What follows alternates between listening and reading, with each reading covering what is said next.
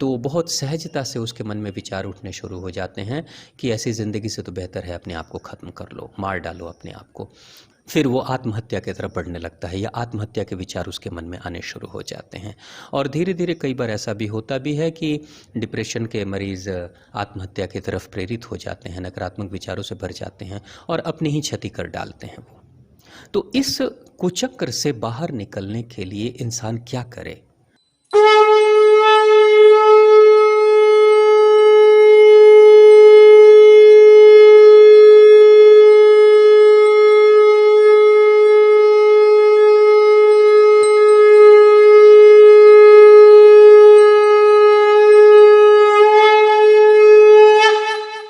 ओम श्री कालिके शुभदेवी सूर्यकूट निवासने रक्षमार्तमहमाय विश्वरूपे नमस्तुते। गैस की समस्या होने से आखिर प्रॉब्लम क्या होती है?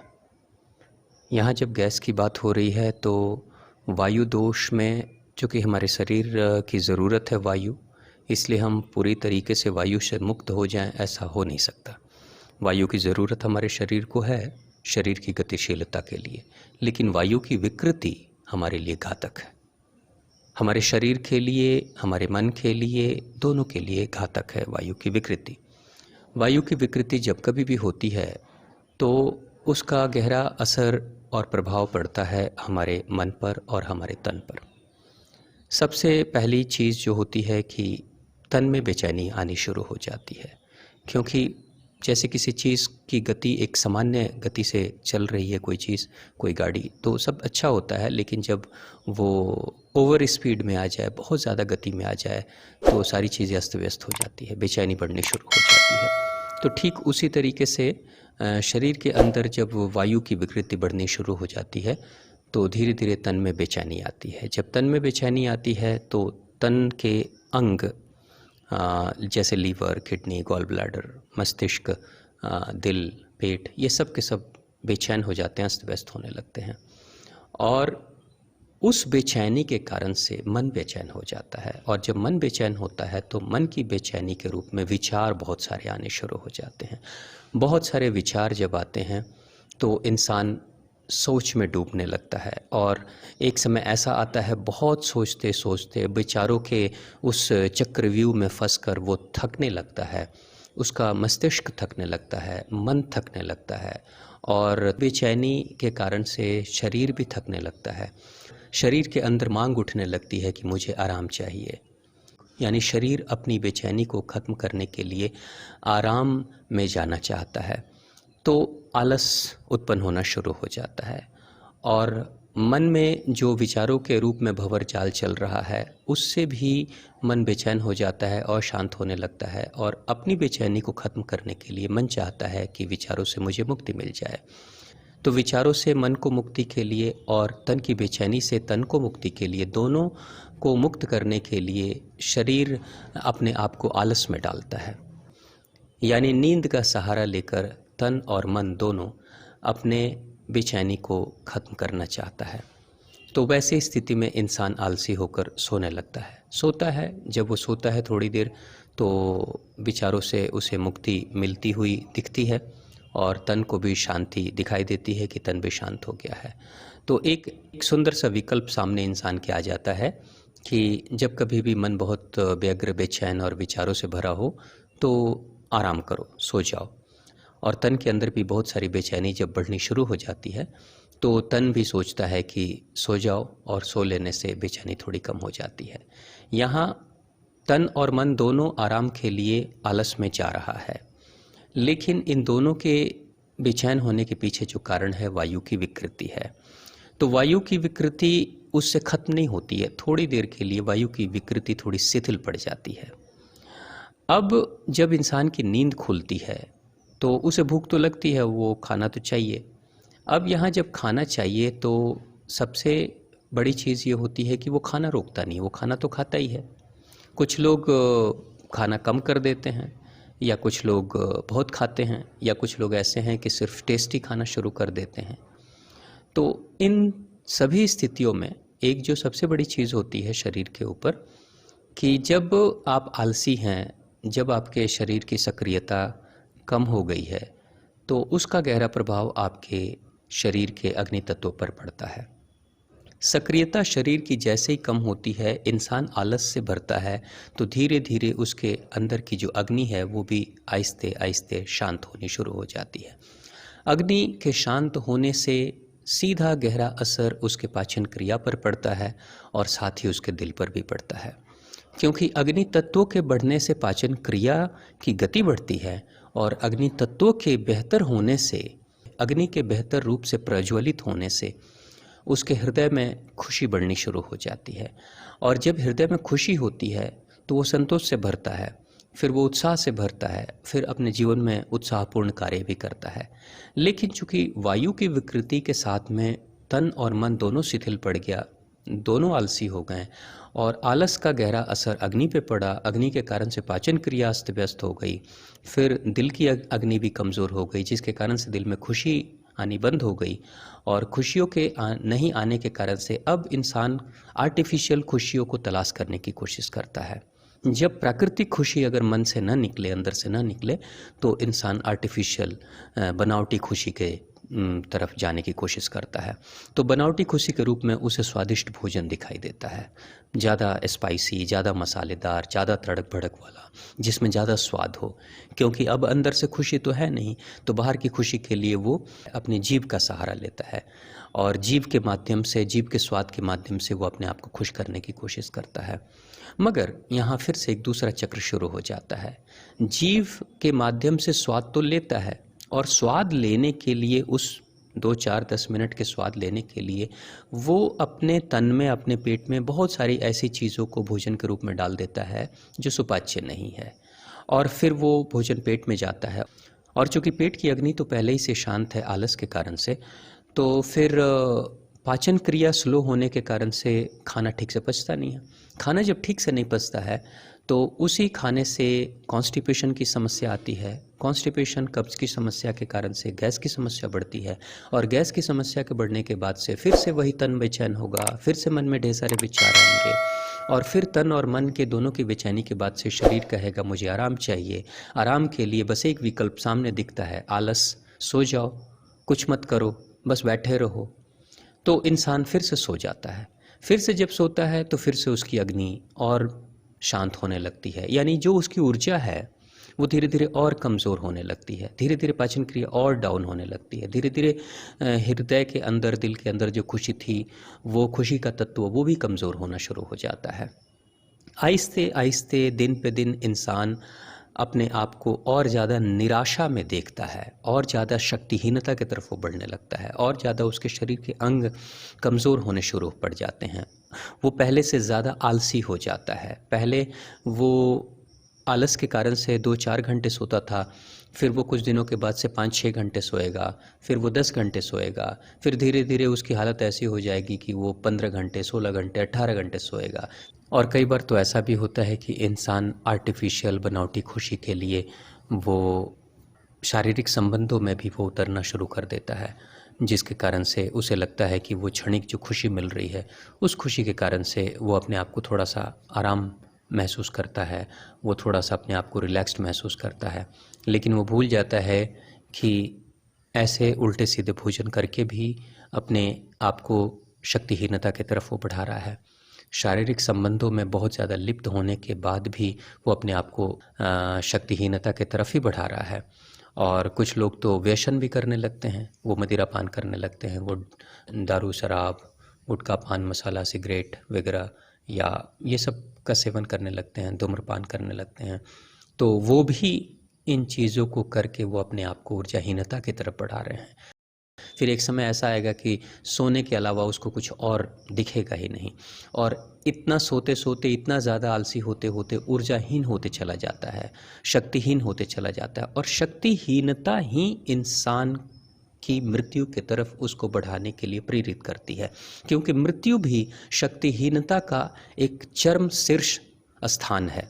जब इंसान पूर्ण रूप से शक्तिहीन हो जाता है तो उसी को मृत्यु हम कहते हैं। तो जब इंसान धीरे धीरे शक्तिहीनता की तरफ बढ़ता है तो धीरे धीरे वो अपनी मृत्यु की तरफ ही जाता है। और एक समय जब तन और मन की शक्ति बिल्कुल ख़त्म हो जाती है तो फिर इंसान को लगता है कि चूँकि वो मृत्यु के बहुत करीब पहुंच चुका होता है, तो उस समय उसके मन में विचार आता है कि बस अब मेरे जीवन में कोई दूसरा विकल्प नहीं है, अब मेरी ज़िंदगी सुधर नहीं सकती, अब मेरे जीवन में कुछ है नहीं, क्योंकि जो शक्ति उसके अंदर थी वो शक्ति तो पहले ही ख़त्म हो चुकी है या ख़त्म होने के कगार पे आ गई है। तो बहुत सहजता से उसके मन में विचार उठने शुरू हो जाते हैं कि ऐसी ज़िंदगी से तो बेहतर है अपने आप को ख़त्म कर लो, मार डालो अपने आप को। फिर वो आत्महत्या की तरफ बढ़ने लगता है या आत्महत्या के विचार उसके मन में आने शुरू हो जाते हैं। और धीरे धीरे कई बार ऐसा भी होता भी है कि डिप्रेशन के मरीज़ आत्महत्या की तरफ प्रेरित हो जाते हैं, नकारात्मक विचारों से भर जाते हैं और अपनी ही क्षति कर डालते हैं वो। तो इस कुचक्र से बाहर निकलने के लिए इंसान क्या करे? अगर कभी कोई इंसान मानसिक रूप से अपने आप को डिप्रेस्ड महसूस कर रहा है, शारीरिक रूप से अपने आप को डिप्रेस्ड महसूस कर रहा है, तो आखिर करे क्या? यहाँ एक महत्व की बात है जो बहुत महत्वपूर्ण है, जिसके ऊपर हमें ज़रूर ध्यान देना चाहिए कि आखिर डिप्रेशन है क्या? डिप्रेशन का मतलब होता है कि जब आपकी ऊर्जा, तन और मन की ऊर्जा डिप्रेस्ड हो, डिप्रेस्ड यानी दबी हुई, कुचली हुई। तो जब कभी भी ऊर्जा को दबा दिया जाता है, कुचल दिया जाता है या फिर ऊर्जा कम हो जाती है, डिप्रेस्ड हो जाती है, तो उसी को डिप्रेशन कहते हैं। तो ऊर्जा डिप्रेस्ड क्यों हो रही है? सबसे बड़ी बात, हमारे शरीर में अग्नि तत्व है, अग्नि तत्व ऊर्जा के रूप में है, वो प्राण के रूप में हमारे साथ में है। आखिर वो डिप्रेस्ड क्यों हो रही है? डिप्रेस्ड होने के पीछे, उसके कमज़ोर होने के पीछे, उसके दबे कुचले होने के पीछे कई कारण हैं। जैसे हमने कोई कामना की है और उसके अनुसार से हमने कर्म किया है और कर्म के अनुसार से हमने एक रिज़ल्ट भी सोच लिया कि मुझे ऐसा रिज़ल्ट मिलना चाहिए, वो रिज़ल्ट नहीं मिल पाता है। तो जब वो रिज़ल्ट नहीं मिलता है तो इंसान को लगता है कि क्या फ़ायदा कर्म करने का, तो वो कर्म के प्रति भी निराश हो जाता है सिर्फ रिज़ल्ट के कारण से। और उस मायूसी के कारण से वो आगे फिर कर्म करना नहीं चाहता है। और जब वो कर्म नहीं करता है, जब शरीर की सक्रियता कमज़ोर होती है, तो फिर से उसकी जो ऊर्जा है वो धीरे धीरे डिप्रेस्ड होने लगती है, क्योंकि वो निराश होने लगता है, फिर से वो कुचक्र में फंसना शुरू हो जाता है। तो यहाँ हमारे ऋषियों ने जो बहुत अच्छी बात कही है कि नेकी कर दरिया में डाल, यानी नेकी मतलब कर्म, बेहतर कर्म करो, जो आपके परफॉर्मेंस के अकॉर्डिंग, जो आपकी योग्यता के अनुसार से, जो आपकी क्षमता के अनुसार से जो आप कर सकते हो वो आप बेहतर करो, लेकिन फिर उसको दरिया में डालो, यानी जो कामना है उसे दरिया में डाल दो। कर्म अगर आपने बेहतर किया है तो रिजल्ट देने का काम प्रकृति का है और रिजल्ट मिलता है। एक छात्र अगर बेहतर पढ़ाई कर रहा है पूरे साल, तो निश्चित तौर से एग्ज़ाम के जो रिज़ल्ट्स आएंगे वो बेहतर ही आएंगे, तो फिर उस रिज़ल्ट की चिंता करने की ज़रूरत नहीं है। और ऐसे भी देखा जाता है, आप भी देख सकते हैं कि ज़्यादातर किसी भी क्षेत्र के जो टॉपर्स होते हैं, वो चाहे इंटरमीडिएट में हो, चाहे ग्रेजुएशन में हो या फिर सिविल सर्विसेज में हो, उन्हें तो पता ही नहीं होता है कि मैं टॉपर भी हो सकता हूँ। अक्सर वो डाउट करते हैं अपने आप पर कि पता नहीं मैं पास भी होऊंगा कि नहीं। लेकिन जब रिज़ल्ट आता है तो वो देखते हैं कि वो अपने कॉलेज में टॉपर हैं, तो वो अपने पूरे यूनिवर्सिटी में टॉपर हैं या पूरे स्टेट में टॉपर है और कभी कभी कंट्री में भी टॉपर होते हैं।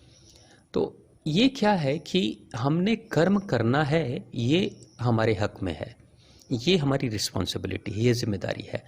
लेकिन रिज़ल्ट हमारे हक में, रिज़ल्ट हमारे वश में नहीं है। तो जो हमारे वश में नहीं है उसके लिए अपने आप को क्यों व्याकुल करना, क्यों बेचैन करना?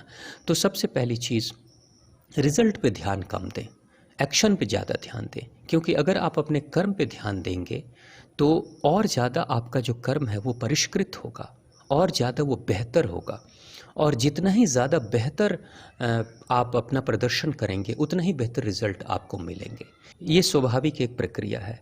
तो यहाँ एक जो दृष्टि है हमारे किसी भी कर्म के लिए, हमें ज़रूर इसके ऊपर ध्यान देना चाहिए कि मेरे वश में कर्म करना है, मैं बेहतर से बेहतर कर्म करूँगा। उस इंसान को सोचना चाहिए, प्रत्येक इंसान को यह सोचना चाहिए कि मैंने जो कल कर्म किया है या पहले पिछले दिनों में मैंने जो कर्म किया है उससे भी बेहतर मैं करूँगा। भले मैं एक ही काम को मैं रोज़ रोज़ कर रहा हूँ, लेकिन फिर भी इंसान को सोचना चाहिए कि मैंने जो काम कल किया था उससे बेहतर मैं आज करूँगा। और फिर नेक्स्ट डे उसको यही सोचना चाहिए कि मैं आज के दिन जो काम करूँगा वो अभी तक के सभी कामों से बेहतर मेरा काम होगा। तो इस तरीके से उसके मन में इस तरह के विचार आने शुरू होने चाहिए। दूसरी चीज़ किसी भी हालत में आप निराश हों, खुश हों, आपकी कामनाएं पूरी हुई है, नहीं हुई है, आप सफल हो, असफल हो, आप पास हो गए, आप फेल हो गए, किसी भी हालत में अपनी सक्रियता खत्म मत करो। शारीरिक श्रम अगर कर सकते हो करो, नहीं तो आप फिजिकल वर्क करो, एक्सरसाइज करो, योग प्राणायाम करो। आप अगर यंग हो तो अपने शरीर की सक्रियता इतनी बढ़ाओ ताकि थोड़ी गर्मी हो, थोड़ा पसीना आए। ये नहीं कि कई लोगों को मैं देखता हूँ कि वो सिर्फ बैठकर योग प्राणायाम करते रहते हैं और इतने स्लो मोशन में सारी चीज़ें करते हैं कि शरीर में कोई गर्मी ही नहीं होती। तो शरीर की गर्मी को बढ़ाने के लिए, अग्नि तत्व को बढ़ाने के लिए शरीर की सक्रियता बहुत ज़्यादा ज़रूरी है। और शरीर की सक्रियता के साथ में अग्नि तत्व जब बढ़ता है तो पाचन क्रिया ऑटोमेटिक स्वस्थ होनी शुरू हो जाती है और साथ में हृदय में खुशी आने लगती है, यानी दिल में खुशी आती है। और जब दिल में खुशी होगी तो इंसान और ज़्यादा उत्साह से भर जाएगा, और ज़्यादा वो बेहतर कर्म करेगा, और ज़्यादा उसकी सक्रियता बढ़ेगी। तो दूसरी जो महत्व की चीज़ है वो ये है कि हम किसी भी हालत में अपनी सक्रियता को ना कम करें। यानी हम मॉर्निंग वॉक पे जा रहे हैं, दौड़ने जाते हैं, हम एक्सरसाइज योग प्राणायाम करने जा रहे हैं, हम जाएं, ज़रूर जाएं, उस नियम को ना तोड़ें। क्योंकि अपने आप को उस वायु दोष के चक्र में या ऊर्जाहीनता के दोष के चक्र में न डालें। तो अपनी सक्रियता को ज़रूर बढ़ाए रखें और जो पीछे बातें बीत गई उसको पीछे भूलें और जो आपके पास सामने वर्तमान में जो चीज़ें आ रही हैं उसको बेहतर करने की कोशिश करें।